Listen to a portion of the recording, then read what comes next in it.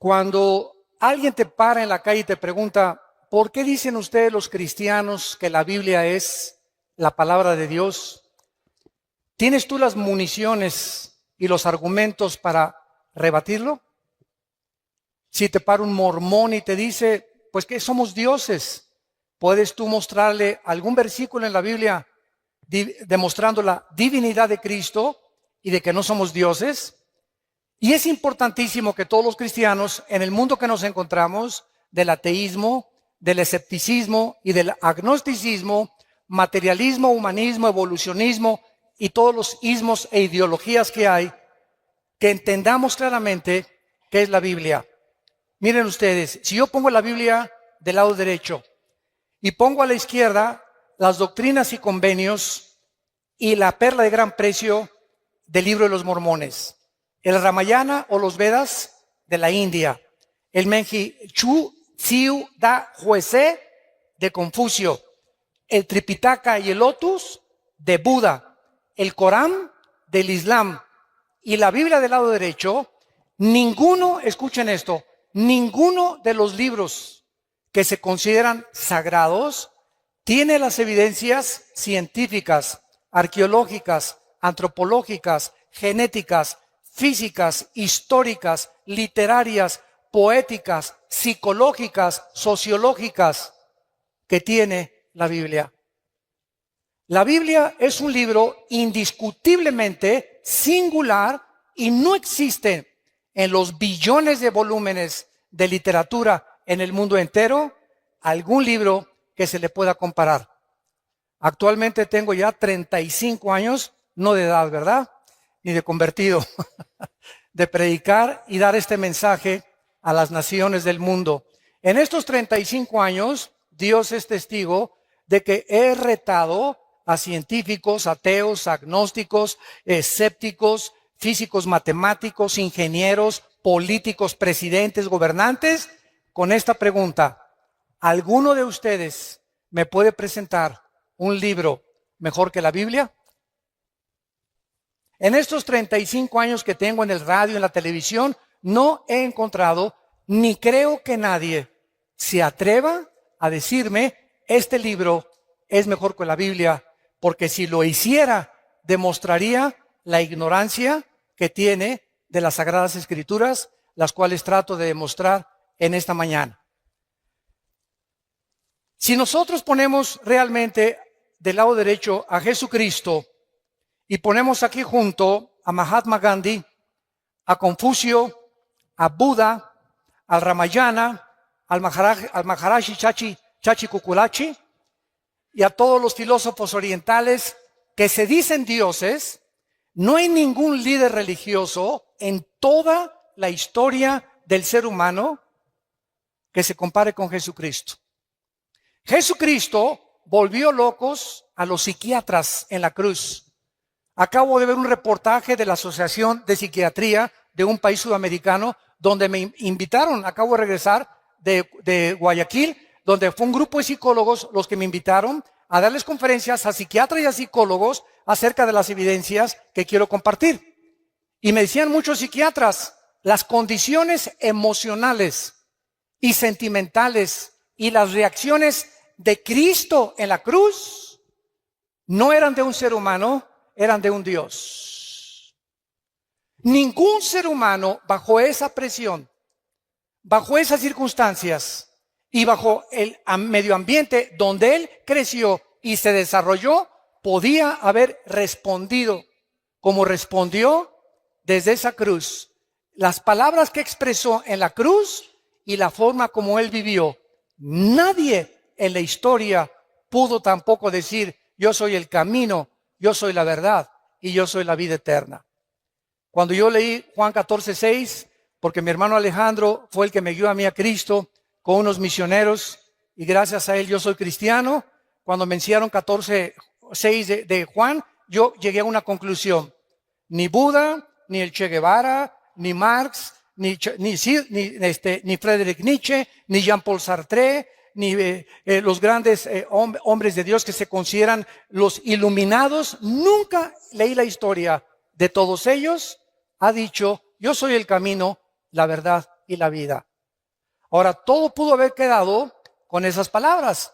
Y cualquiera podría decir, bueno, yo también puedo decir de repente que soy Dios. Fue lo que dijo el Dalai Lama en 1992 al Papa Juan Pablo II. Y cuando vi en el periódico que el Dalai Lama le dijo al Papa que él era Dios, le mandé un correo a la Embajada de China preguntándole, ¿nos puede usted anunciar cuándo se va a morir y resucitar?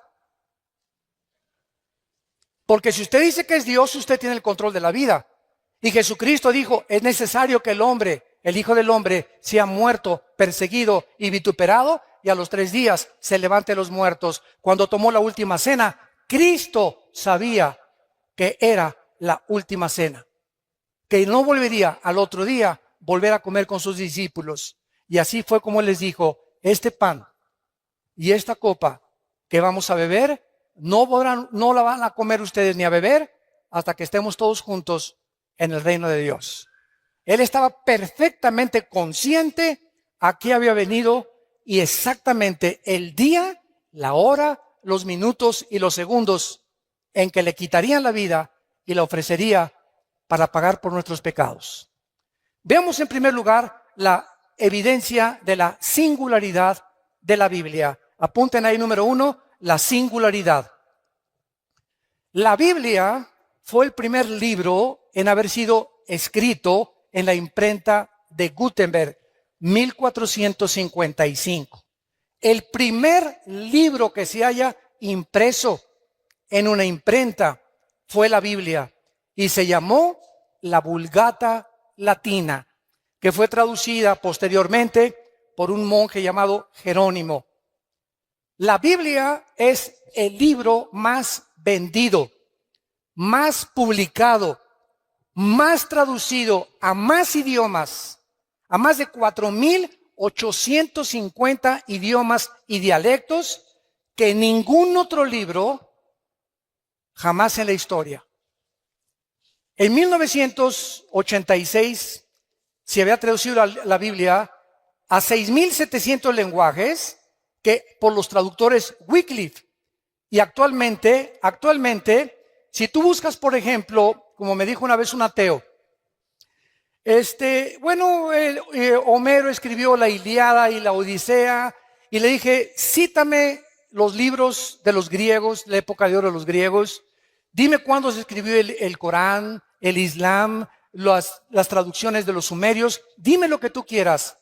De la Biblia hay 13,000 copias manuscritas del Nuevo Testamento, 8,000 de la Vulgata Latina y 1,400 en el original griego y hebreo. Simplemente en 1948, para que vean cómo la gente habla sin hablar, en 1948 se descubrieron los rollos del Mar Muerto, que se llaman los rollos de Qumran, donde vivió un grupo que se llamó los esenios. Muy bien, en estos rollos que se encuentran en el museo, mi esposo y yo los vimos en Jerusalén, cuando vayan a Jerusalén, en el museo, se encuentran y están extendidos exactamente como fueron escritos por los profetas hebreos, y es exactamente lo que está escrito en la palabra de Dios que nosotros tenemos.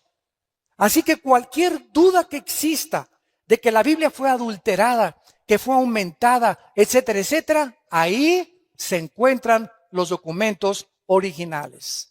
Ahora bien, en el último siglo, la Biblia ha comenzado a traducirse, que la Biblia del joven, la Biblia de la esposa, la Biblia de los jóvenes, etcétera, etcétera, y todas las traducciones modernas están de alguna u otra manera alteradas por la Sociedad Bíblica Internacional. ¿Por qué? Porque entonces dijeron ellos, no podemos vender la Reina Valera de 1960 ni la King James, que son las mejores traducciones de los textus receptus, o sea, de los textos recibidos originales. No podemos, dijeron ellos, y tenemos que seguir con el negocio, y tenemos que seguir imprimiendo Biblias de color de rosa, moradas, verdes, amarillas, para seguir vendiendo por intereses económicos, desgraciadamente. Entonces, una de las peores versiones que hay se llama la Nueva Versión Internacional, que sustrajeron 26 versículos del Nuevo Testamento. Yo no se lo recomiendo a nadie. Entonces, esto nos muestra claramente, ¿verdad?, el ataque que la Biblia tiene Por ejemplo, después de su muerte, un hombre que se llamó François Voltaire, en 1778, un ateo agnóstico que persiguió a la Biblia y a los cristianos en Francia, dijo lo siguiente antes de morir: la Biblia jamás podrá, después de mi muerte, pasar a la historia y nadie la volverá a publicar. Cuando se murió, la casa de Voltaire se convirtió en la imprenta más grande de Biblia de Europa. Coincidencias del destino. Veamos a continuación su unidad. La Biblia es un compendio de 66 libros. Vean esto, son 66 libros que hacen un solo compendio. Estos 66 libros fueron escritos en 1500 años. En 1500 años. El último libro que se escribió en el siglo I después de Cristo fue el libro del Apocalipsis. Estos 66 libros fueron escritos por más de 40 hombres diferentes. Unos fueron reyes, otros campesinos, pescadores, poetas, granjeros, médicos como Lucas, oficiales del gobierno y ministros de Hacienda como Isaías, etcétera, etcétera. Sin embargo, la grandeza y la peculiaridad y la consistencia que mantienen estos 66 libros es de carácter sobrenatural. Déjenme explicarles. Hace algún tiempo vino a la casa de ustedes un vendedor de enciclopedias. Y pásele, le dije, porque me encanta mucho, siempre me ha gustado mucho la lectura, a ver qué me puede usted ofrecer. Y pues ahí sacó su laptop y ya me mostró las nuevas versiones del Tesoro de la Juventud, Enciclopedia Británica, bla, bla, bla, bla. Y yo le pregunté a este vendedor, ¿cuántos años tienes vendiendo libros? Y me contestó, 30 años. Le dije, hijo, toda tu vida la has dedicado a vender libros. Y realmente trae una enciclopedia en su laptop de todos los volúmenes casi más leídos y de más cultura en el mundo. Y le hice una pregunta. Entre estos 30 años que tú tienes vendiendo libros, ¿tendrás por ahí de casualidad 3 libros que se hayan escrito en años diferentes por 3 autores diferentes y que coincidan en su pensamiento?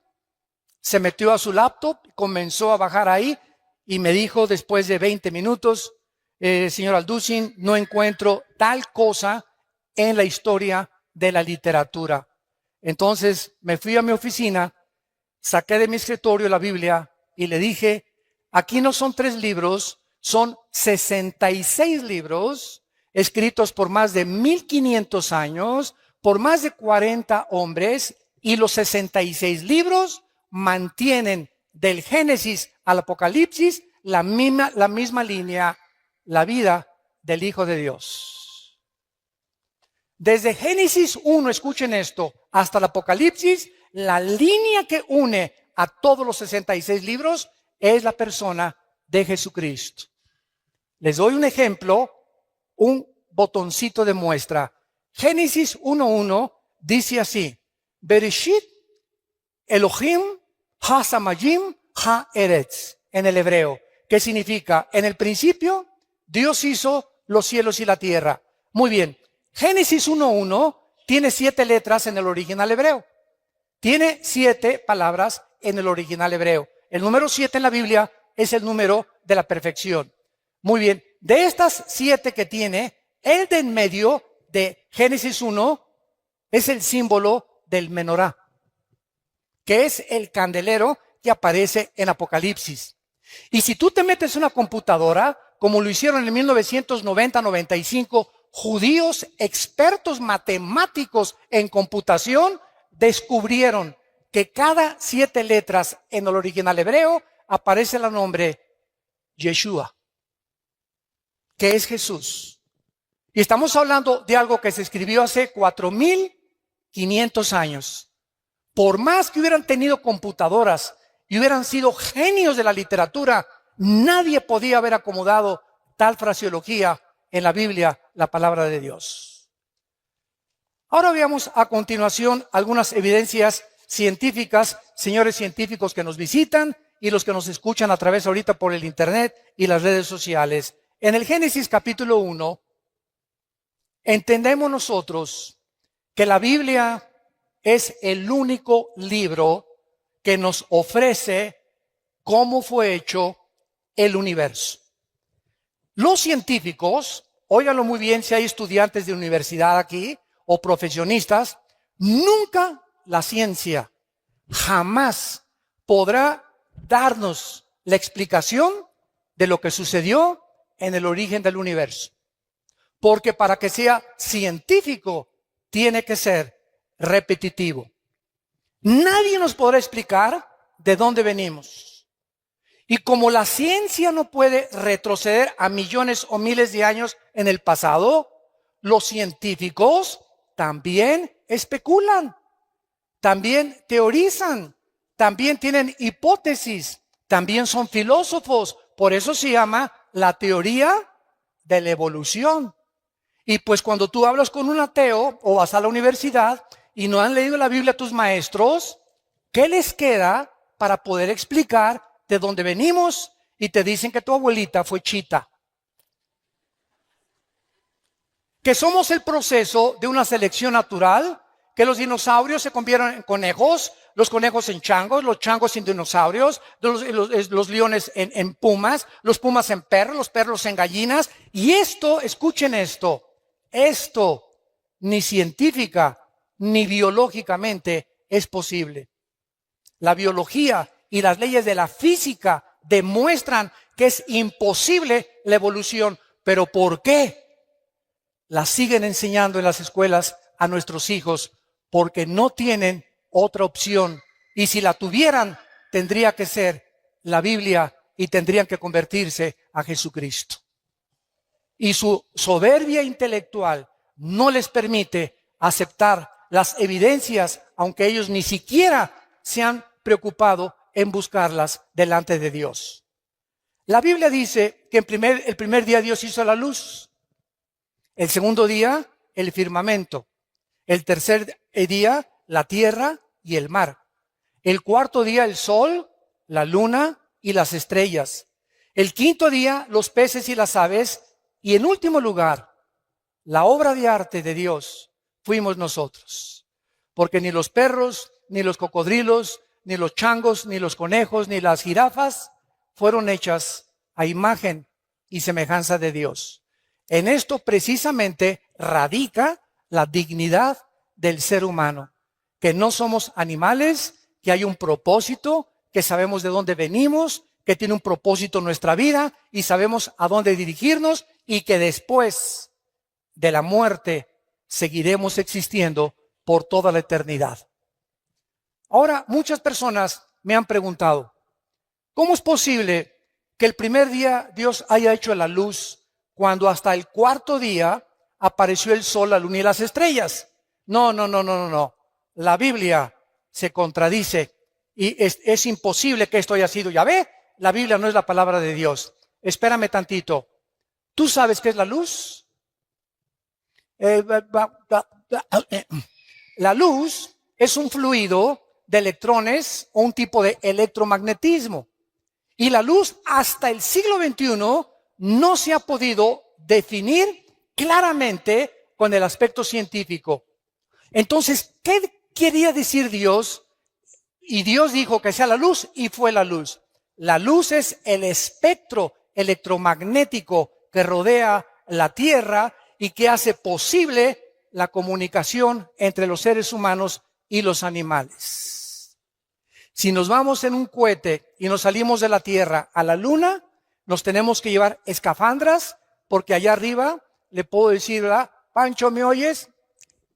¿Por qué? Porque la luz no se transmite en sonidos fuera de la estratosfera. Entonces necesitamos aparatos especiales saliendo de la atmósfera terrestre para poder comunicarnos. ¿Por qué? Porque fuera de la atmósfera no existe el espectro electromagnético. Ahorita se puede grabar mi voz, puedes escuchar música en el radio, se puede transmitir ahorita en CNN o en Fox News lo que está pasando en el Medio Oriente por la televisión, y ahí viene corriendo la imagen desde el Medio Oriente lo que está pasando a mi televisión en cuestión de segundos, gracias al espectro electromagnético. Y la Biblia te tenía razón. Ahora muy bien, ¿por qué respiramos? Para que respiremos tiene que haber una fotosíntesis de las plantas. Y las plantas, para que existan, necesitan tener el agua.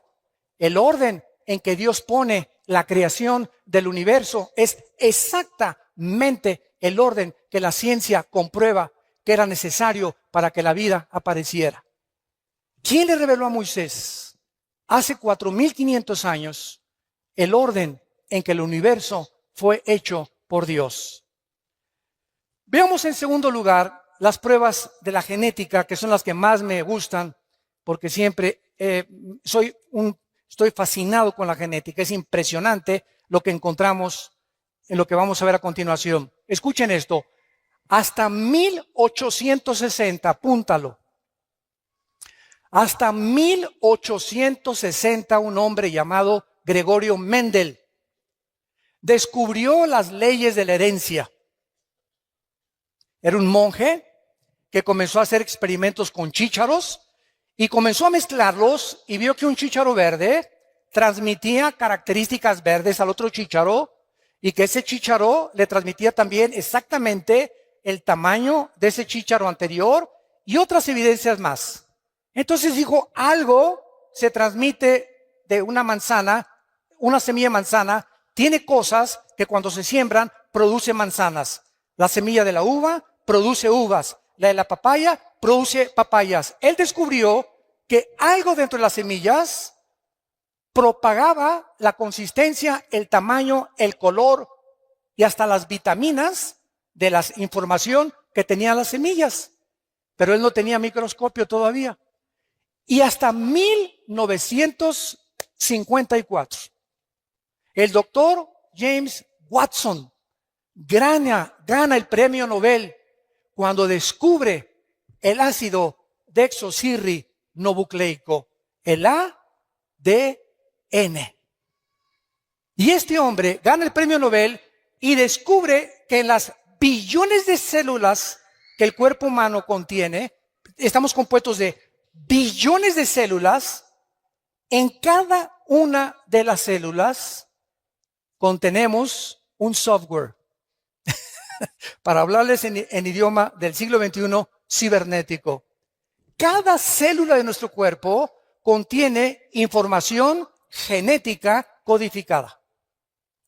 Cuando hay información inteligente, la materia no la puede producir. La materia no puede producir el pensamiento, ni la materia puede producir la conciencia. Por eso es una de mis armas favoritas a los ateos, que son mi plato favorito. Y siempre les digo a los ateos, bueno, ustedes, a ver, explíquenme el universo, ¿no? Una explosión, el Big Bang. ¿Así? ¿Y quién produjo la explosión? ¿Qué se encontraba antes de la explosión? Para que haya una explosión tiene que haber una causa, porque toda causa tiene un efecto y todo efecto tiene una causa. Ok, vamos a seguir esa línea de pensamiento que los ateos dicen. De una explosión surgió la materia. Ok. ¿Y la materia produce el pensamiento? ¿La materia produce la conciencia? ¿Es la materia inteligente? Entonces, ¿de dónde vino la conciencia que los seres humanos tenemos, que no tienen los animales, a la que llegaron los griegos? Aristóteles, Sócrates, Demóstenes eran más inteligentes que los ateos del siglo XX, porque los griegos del siglo de 150 antes de Cristo, escuchen lo que dijeron: pienso, luego existo, existo, luego vivo. Vivo, tiene que haber una causa, esta causa no puede estar dentro de mí, esta causa tiene que estar fuera de mí. Yo no sé cómo se llama la fuerza, el poder, un dios o muchos dioses, pero fuera de nosotros no tenemos la causa de nuestra existencia. Forzosamente tiene que haber un Dios. Es increíble que la filosofía del siglo XX no haya superado la filosofía del siglo de oro de los griegos. Los griegos, siguiendo una línea de lógica elemental, concluyeron que tiene que haber un Dios. Tiene que haber un principio y tiene que haber un final, por la misma lógica del razonamiento que Dios nos ha dado. Ahora bien, cuando nosotros vemos en Génesis 1, versículo 11 y 12, las leyes de la genética, que antes de 1860, estamos hablando casi 5,000 años antes de que se descubrieran las leyes de la herencia y casi 6,000 años antes que se descubrieran las leyes del código genético hereditario o el ADN en 1954 por el doctor Watson y el doctor Crick, que fue una pareja de científicos. Dice así la Biblia: después dijo Dios, Génesis 1, versículo 11, produzca la tierra hierba verde, hierba que dé semilla, árbol de fruto que dé fruto, según su género, que su semilla esté en él, sobre la tierra, y fue así. Produjo pues la tierra hierba verde, hierba que da semilla, según su naturaleza, árbol que da fruto, cuya semilla está en él, según su género, y Dios que era bueno. Versículo 21, y creó Dios los grandes monstruos marinos y todo ser viviente que se mueve, que las aguas produjeron según su género, y toda ave alada según su especie, y vio Dios que era bueno. Cuando nosotros leemos esto en el siglo XXI, otra vez, y la Biblia se adelantó al periódico y a los descubrimientos científicos de mañana en la mañana. La Biblia es más moderna que el periódico de mañana en la mañana.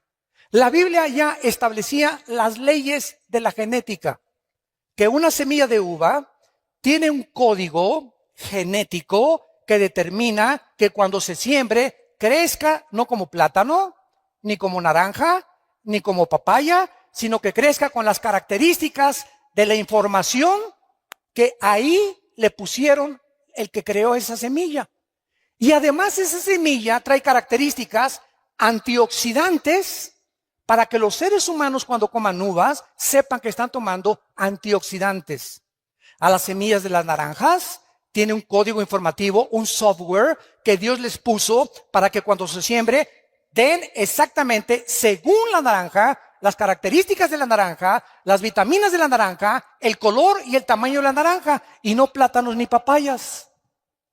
Y cuando Dios hizo al ser humano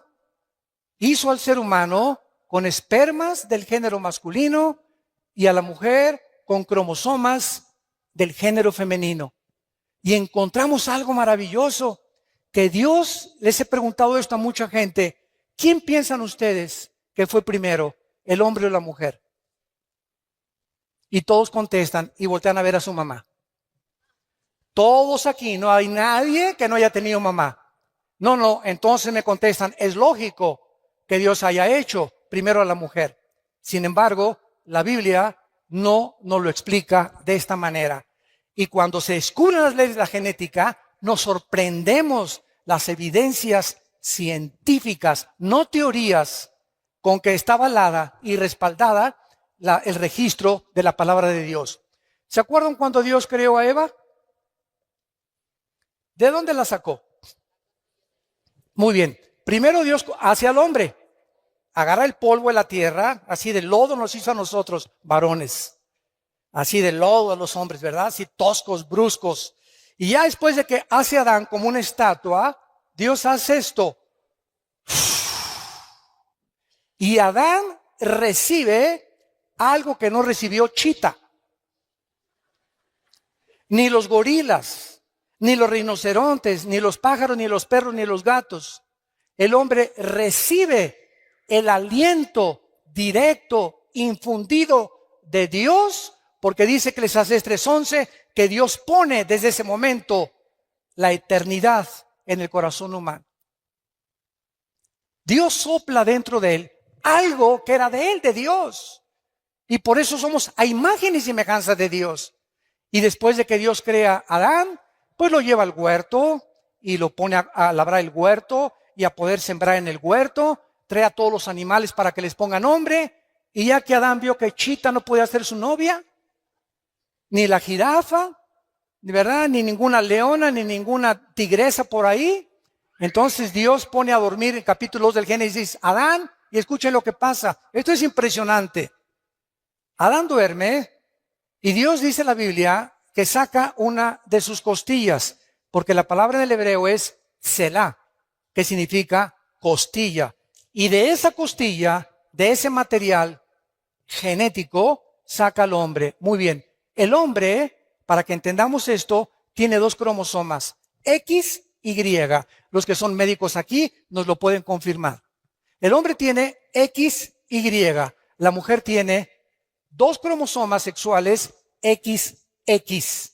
La mujer no tiene el cromosoma que determina el género masculino. Cuando mi papá tuvo relaciones con mi mamá, el esperma que ovuló o fertilizó el huevo de mi mamá fue un Y y yo nací varón. Porque si hubiera sido el X, hubiera nacido mujer. Entonces, el cromosoma Y determina el género de los hombres. Y los hombres poseen ese cromosoma que las mujeres no tienen. Las mujeres tienen XX. Muy bien. Si Dios hubiera sacado a la raza humana del material genético de la mujer, la raza humana no se hubiera podido reproducir.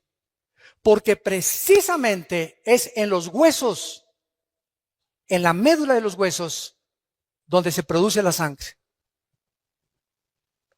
Y es precisamente en la sangre donde viene la diferencia entre los cromosomas del hombre y la mujer. Si vas a un consultorio médico, a los laboratorios del Chopo, por ejemplo, y te hacen un examen de sangre, te dicen si eres hombre o mujer. En la pura sangre nada más. Ahora, pasaron miles de años y se le aparece el ángel a María.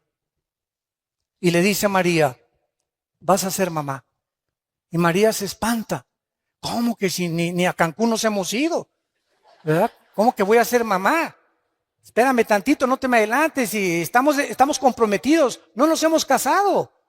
Y además, la ley judía dice que si yo me embarazo antes de casarme, hasta pedradas me pueden matar. Y el ángel Gabriel, en Lucas 1 y en el Evangelio de Mateo, le dice a María, María, no te preocupes, Dios va a engendrar en tu vientre a un hombre llamado, y le vas a poner por nombre Jesús. Ni José ni tú le van a poner el nombre. Y ¿sabes una cosa, María?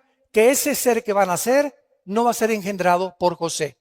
José no se va a meter contigo. Muy bien, hace 2000 años que fue escrito esto en el Nuevo Testamento, nadie entendía por qué Cristo tenía que nacer virginalmente. ¿Por qué José no podía tener relaciones con la Virgen María? Simplemente porque el cromosoma Y de José venía infectado desde Adán. Porque por un hombre entró el pecado y el pecado se transmitió a través de toda la raza humana hasta nosotros. Todos los seres humanos, todos sin excepción, desde Adán, hemos nacido infectados por el pecado. Carlos Marx le decía la lucha de clases. Sigmund Freud, el problema del Medio Oriente y la sexualidad infantil. William Shakespeare, el defecto trágico. Y muchos hombres han tratado de por qué el hombre es contradictorio en su comportamiento. ¿Por qué esa conducta autodestructiva con la cual nacemos? ¿Por qué a los niños no les enseñas a portarse mal? Desde que están chiquitos, un niño al año y medio es el más grande dictador de su casa. Un niño al año y medio, a los 2 años, ¿verdad? A los 3 años, no quiero mi juguete, quiero el de Pepito. No se hace eso, niño, no me hace berrinchito. Y vemos que hay algo dentro del ser humano que va en contra de toda autoridad, de todo lo que se les dice. Y se les enseña a portarse bien, porque el mal nacimos con él. El mal, como la Biblia lo explica claramente, de nosotros viene por herencia desde Adán hasta nuestros días. Entonces, vemos que las evidencias genéticas, físicas de la creación de la Biblia son maravillosas y que podemos nosotros, a través de esto, darle una respuesta al ser humano para que el ser humano pueda entender por qué la Biblia es el libro de los libros. Hace 2300 años, antes de que Galileo Galileo Galilei, tu padrino, descubriera que la tierra era redonda, apúntalo. En el libro de Isaías 40, capítulo 40, versículo 22. 2300 años antes que Galileo, la Biblia ya decía que la tierra era redonda. Hay una ley en la física, todos ustedes que son de carácter universitario de la preparatoria, que se llama la ley de la entropía. Y todos ustedes, si ya pasaron la secundaria a la preparatoria o están en la universidad, forzosamente tienen que conocer que hay una ley que rige a todas las demás leyes, que se llama la ley de la primera y la segunda ley de la termodinámica. ¿Qué establecen estas leyes físicas? Precisamente que todos los procesos físicos, todos los sistemas ordenados, tienen con el tiempo a desordenarse. Nunca, nunca, nunca del desorden surge el orden. Esto es antifísica, sino que del orden surge el desorden. La evolución enseña que de lo menos vamos a más. Y la Biblia enseña que fuimos coronados como la creación máxima de Dios y estamos como los cangrejos en lugar de evolucionar. Claro que hemos evolucionado tecnológicamente y científicamente como criaturas físicas y como criaturas intelectuales, pero como seres humanos hemos hecho el ridículo porque estamos en el siglo XXI y ahorita, en noviembre del año 2015, el mundo está a punto de entrar a una tercera guerra mundial. ¿Dónde está el razonamiento? ¿Por qué no hemos podido vivir en paz? ¿Qué le pasa al ser humano? ¿De qué nos sirvió llegar a la luna? Y los experimentos y los descubrimientos, todo eso ha ensoberbecido al ser humano. Simplemente, profesando ser sabios, se hacen necios. Porque habiendo conocido a Dios, no le quieren glorificar como a Dios, ni le quieren dar gracias. El ser humano está envanecido en sus razonamientos. Su corazón ha entenebrecido y nos hemos creído dioses. Y por eso el mundo se encuentra como se encuentra. Por eso Estados Unidos legalizó el aborto en 1973. En junio de este año legalizaron los matrimonios gays, que es el síntoma más grande de descomposición de la familia en el mundo entero y de una nación. Porque la nación la forman las familias y las familias forman las naciones. Si la familia se desintegra, la nación no tiene ningún futuro. Y este es el punto al que hemos llegado porque no hemos querido aceptar a Dios. Antes de que las leyes de la entropía y de la termodinámica se descubrieran en el libro de Hebreos, capítulo 1, la Biblia escribió hace 2000 años la primera y la segunda ley de la termodinámica. Señores astrónomos, astrofísicos y físicos matemáticos que nos están escuchando en este momento. Y eso no te lo enseñan en tu universidad ni en tu escuela. Les da vergüenza reconocer que al principio fundaste la tierra. Los cielos son obra de tus manos. Ellos perecerán, mas tú permaneces. Todos ellos se envejecerán como una vestidura. Como un vestido los envolverás y serán mudados. Pero tú eres el mismo y tus años no acabarán. Exactamente lo que estas leyes establecen, que todo se descompone, todo se oxida, todo se termina, todo se arruina, todos tenemos que meterle mantenimiento a un edificio, mantenimiento a mi coche, mantenimiento a mi persona. Estamos nosotros muriendo celularmente cada segundo. Todo el universo que está a nuestro alrededor está en proceso de descomposición. El Sol pierde millones de toneladas masa cada segundo, tal como la Biblia lo anunció hace 2000 años. Los cielos se envejecerán, todo se echará a perder, pero tú, Señor, eres el mismo a través de la historia. Y en último lugar, aunque tengo aquí más de 50 evidencias bíblicas, estas las compartí en Colombia, quiero mostrarles a ustedes las leyes médicas, también evidencias médicas, si hay médicos acá. Todos ustedes conocen la Enciclopedia Británica, muy bien. La Enciclopedia Británica, no la Biblia, la Enciclopedia Británica documenta que en 1845 había un hombre médico llamado Ignacio Semmelweis. Semmelweis. Y este médico estaba aterrorizado porque de cada 100 mujeres que parían, se morían 70, 80 mujeres. Dijo, Dios mío, ¿pero qué está pasando? Somos médicos y nosotros tenemos que en lugar de que se nos mueran, salvarles la vida. Entonces este médico comenzó a leer el libro de Levítico, donde Dios le dio a su pueblo Israel las leyes de la sanidad, las leyes médicas, las leyes de la higiene que deberíamos de tener antes de que se descubriera la proliferación bacteriológica y microbiológica que existe en el aire. Por ejemplo, si tú ves a un perro que se hace chis en la calle o que se hace excremento en la calle, ese excremento tiene millones de bacterias que comienzan a subir en el aire y no las vemos. Y tú pasas y haces y respiras y ahí te estás metiendo, ¿verdad?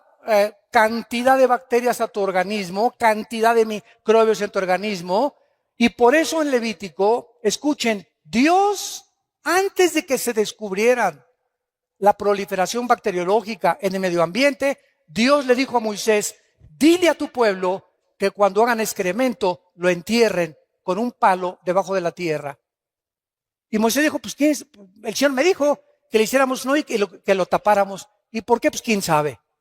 Fueron miles de años los que pasaron hasta que se descubrieron la proliferación de bacterias. Bueno, este doctor que se encuentra registrado en la Enciclopedia Británica leyó Levítico 15, versículo 13. Y ahí descubrió este doctor el secreto de por qué las mujeres se estaban muriendo cuando los médicos las estaban atendiendo en los partos. Y dice así, cuando se hubiere limpiado de su flujo, el que tiene flujo contará 7 días después de la purificación y lavará sus vestidos. Escuchen esto. Y lavará su cuerpo en aguas corrientes, no en aguas estancadas, sino que les dijo Moisés, cuando se laven las manos para limpiarse de cualquier impureza, de semen, de flujo, de lo que sea, lávense las manos, pero tengan cuidado de nunca lavárselas en charcos, ni las pongan en cubetas y se laven ahí. Tiene que ser agua corriente.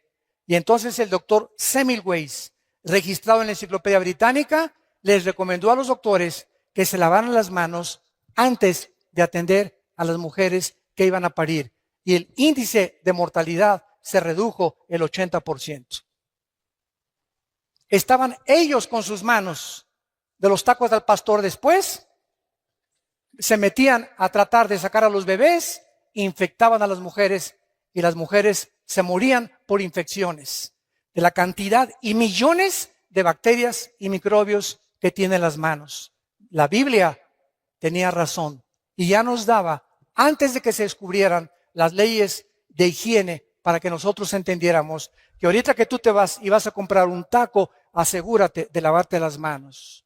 A sus hijos no los dejen sentarse a la mesa sin lavarse las manos y se van a ahorrar muchísimo dinero en gastroenterólogos y en problemas de cólicos y de retortijones y que, hermano, sácame este espíritu de retortijón que tengo aquí, etcétera, etcétera, y no te voy a sacar nada. Lo que pasa es que no has entendido que Dios ya nos hace responsable. Él nos dice nuestra responsabilidad.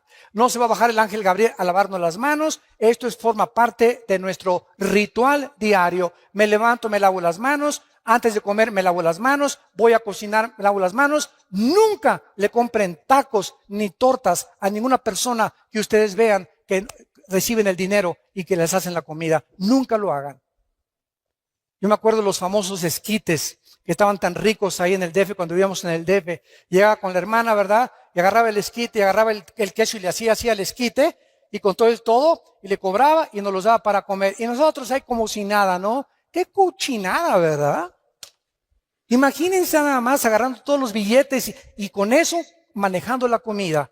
Entonces, todas estas cosas podíamos nosotros evitarnos cuando la Biblia nos da una evidencia de su inspiración sobrenatural. Y para terminar, ¿sabían ustedes que hasta 1970-80 se descubrieron las leyes del famoso colesterol? ¿Qué es el colesterol?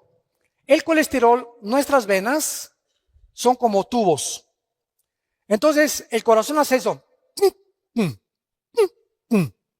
Cada vez que hace el corazón, está bombeando sangre. La sangre corre por todas las arterias y todas las venas que llegan hasta la punta de mis pies y recorren hasta la punta de mi cerebro. Entonces, estas mangueras tienen que estar limpias.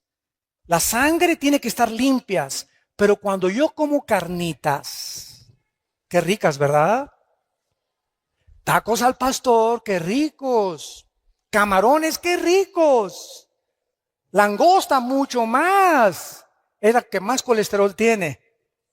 Y los alimentos que que degustamos y que creemos, ¿verdad?, que son buenísimos. Bueno, por ejemplo, un muchacho de 20, 25 años se puede comer 3 tacos al pastor a la semana y su condición física la va a resistir. Pero si pasamos de los 40 o llegamos al 5º piso ya pasamos del 5º piso, ¿verdad? ¿Qué es lo que hay que hacer? Cuidar nuestra dieta. Y lo más importante, el colesterol. Muy bien. Si yo no cuido el colesterol y como mucha grasa animal, o mucha carne, por ejemplo, o muchos camarones, o muchas cosas que Dios prohíbe en Levítico capítulo 11, mis venas, la tubería, se comienzan a bloquear. Entonces se aprietan las venas y el corazón hace... Comienza a bombear con más esfuerzo el corazón porque el colesterol está bloqueándome las venas y por eso sobrevienen los ataques cardíacos. De repente tienes 40, 45, 50 años. ¿Y qué me pasa? Al hospital y vas para el suelo. Y te hacen un examen de sangre, estás con el colesterol de más de 200 puntos, los triglicéridos más de 300 y la glucosa más de 100 puntos, que son los límites que debemos de tener. ¿Por qué? Porque estamos violando las leyes de la higiene que Dios estableció en su palabra. Todo nos es permitido, mas no todo nos conviene. Según la edad que tengamos, tenemos que tener más cuidado. La Biblia nos recomienda beber por lo menos 2 litros de agua diarios. No de Jamaica, no de horchata, no de durazno, agua. ¿Sabes qué es agua? Agua. Sin nada. Ahora, claro que puedes echarte tu horchata, lo que tú quieras, ¿no? Pero mínimo 2 litros de agua, agua natural, porque somos más del 80% de nuestro cuerpo está compuesto de agua, más el cerebro. Y el alimento privilegiado para el cerebro y para tener alerta el cerebro es el plátano. Un plátano diario te da el potasio y las características que necesitan tus neuronas del cerebro para que pienses bien y no sigas pensando en el Calimán ni en ricas y famosas. Santos de Dios, tenemos el libro, la palabra profética más segura a la cual haríamos bien en estar atentos. Qué privilegiados somos nosotros los cristianos, de tener un mapa, un GPS, una brújula, que me diga cómo tratar a mi esposa, qué es el matrimonio, cómo debe ser mi noviazgo, cómo debo manejar mis negocios, cómo debo de manejarme la sociedad, cómo debo de pensar, a dónde me dirijo, cómo sacar de mi vida el estrés, la ansiedad fuera de mi vida. No. Confío en Dios, Él es mi Salvador, mi roca, mi castillo. Oh Dios, en ti confiaré, fuera estrés de mi vida. Ahora sí he descubierto que el estrés es la enfermedad que produce el 60% de las dolencias físicas y mentales del ser humano. El estrés. La clínica Rochester en Mayo, la clínica Mayo en Rochester y el hospital Hopkins en Estados Unidos coordinaron y coincidieron por primera vez el año pasado que el estrés es la enfermedad más grave del ser humano del siglo XXI. España es el país que más pastillas tranquilizantes consume. Es el país donde hay más abortos y donde hay más divorcios en todo el mundo, en España. Y en México no nos quedamos ya para atrás. Cantidad de ustedes están recurriendo a Valium, a Prozac, a tranquilizantes nerviosos para poder funcionar químicamente. Y te estás drogando sin que tú te des cuenta. ¿Por qué? Porque no crees que Dios dijo, mi paz les dejo, mi paz les doy. Hace 2000 años el Hijo de Dios nos trae la medicina antes de que la enfermedad surgiera, el estrés. ¿Qué es el problema de la gente estresada? Que no tiene paz. Y si tú no tienes paz, no puedes pensar. Si no tienes paz, no puedes orar. Si no tienes paz, no puedes venir a la Biblia. Porque como Pepito en Comal llegas, ¿verdad? Y el Espíritu Santo te dice, aplácate, sereno moreno primero. Tranquilino pino cocolino. Ya que te calmes, ya que te tranquilices, dice el Espíritu Santo, me podré comunicar a tu espíritu. Pero en el estado en que tú te encuentras, no vas a discernir la voluntad de Dios para tu vida. Por nada estén afanosos, sean conocidas sus problemas con toda oración y súplica en el Espíritu. Y la paz de Cristo, que sobrepasa todo entendimiento, guardará nuestros pensamientos y nuestros corazones en Cristo Jesús. Shalom, que tengan paz. Gracias por tu palabra, Señor. Gracias, Señor, por tu palabra, porque nos has dejado una palabra que nos puede sostener en un mundo convulsionado por la inestabilidad, en un mundo donde hay demasiada confusión religiosa, política, económica, un mundo que no te conoce, donde nos has llamado a formar parte de tu cuerpo para anunciar las virtudes de aquel que nos llamó de las tinieblas a tu reino admirable.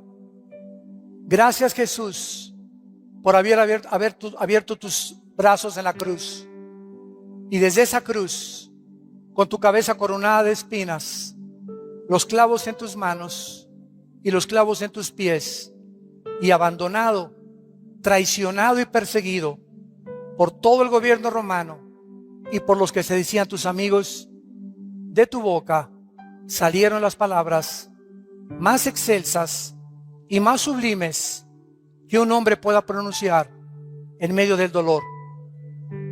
Padre, perdónalos, porque no saben lo que están haciendo. Gracias, Jesús, porque ahora, con conciencia de lo que estamos haciendo, has entrado a nuestra vida a fortalecerla y animarnos a seguir peleando en medio de tanta oposición de un mundo condenado por el pecado, la buena batalla de la fe. Te pedimos, Señor Jesús, por el gobierno de México. Te pedimos por el presidente Peña Nieto y su familia, por todos los que forman el gabinete presidencial, por el gobernador de este estado, de todos los estados de la República. Señor, trae la paz a México. Necesitamos vivir en paz. Trae la paz a las familias, trae la paz a las iglesias, y esa paz en nosotros, que la podemos proyectar y reflejar para que Jesús pueda vivir verdaderamente a través de siervos que ya no vivimos para nosotros, sino para aquel que vive por los siglos de los siglos, en quien oramos y a quien adoramos, al Hijo de Dios. Amén.